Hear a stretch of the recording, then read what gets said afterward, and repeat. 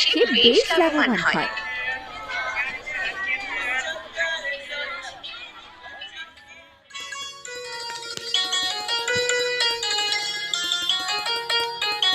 কত অভাবে দিন কেটেছে আমাদের, সৃষ্টিকর্তা আমাদের দিকে মুখ তুলে তাকিয়েছেন। হ্যাঁ বউ, কত ফসল জীবনে চাষ করলাম, কোনোবারই ফসল বাড়িতে আনতে পারি না। কিন্তু এবছর রাগ করে কচু চাষ করায় কচুটাই ভালো হলো গো। সবই কপাল বুঝেছো।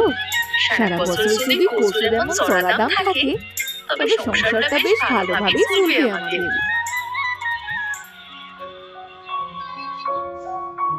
বাবা বাবা, আজ কচু বিক্রি করে কিছু চিংড়ি কিনে এনো। আমার কচু দিয়ে চিংড়ি খেতে খুব ভালো লাগে। আচ্ছা মা, ঠিক আছে। কচু বিক্রি করে আজ তোর জন্য বড় দেখে চিংড়ি কিনে আনবো। জীবনে ভালো কিছু তো তোকে খাওয়াতে পারিনি, আজ তোর ইচ্ছাটা পূরণ করবো মা। আমার বাবা খুব ভালো। বাবা, তাহলে কি আজ তোমার সাথে আমার হাটে নিয়ে যাবে? চিংড়ি দেখতে আমার খুব ভালো লাগে বাবা। না না মা, তোকে এই রোদে গরমে আর হাটে যেতে হবে না। তোর বাবা না হাটে গেলে চিংড়ি কিনে আনবে। না না মা, তা হবে না।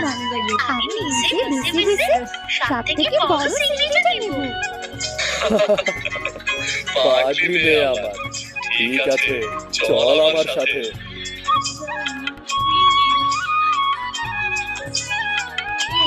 সজল কচুর ঝুড়ি মাথায় করে তার চন্দ্রাকে নিয়ে হাটের দিকে রওনা হলো।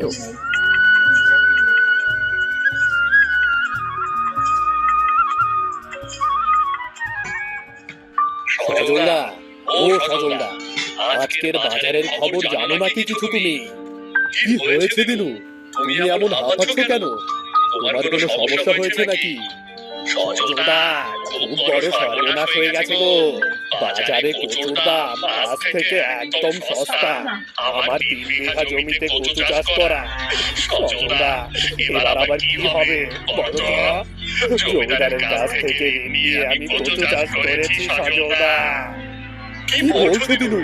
কচুর দাম সস্তা হলে আমি তো আমার সংসারটা চালাতে পারবো না, কি হবে এবার?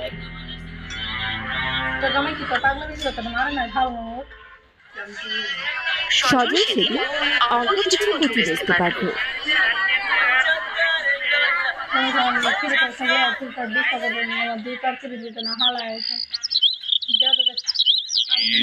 মানে মা চন্দ্রা, আজ যে টাকার কচু বিক্রি করলাম সে টাকা দিয়ে তো চিংড়ি মাছ হবে না রে মা, কি করবো এবার?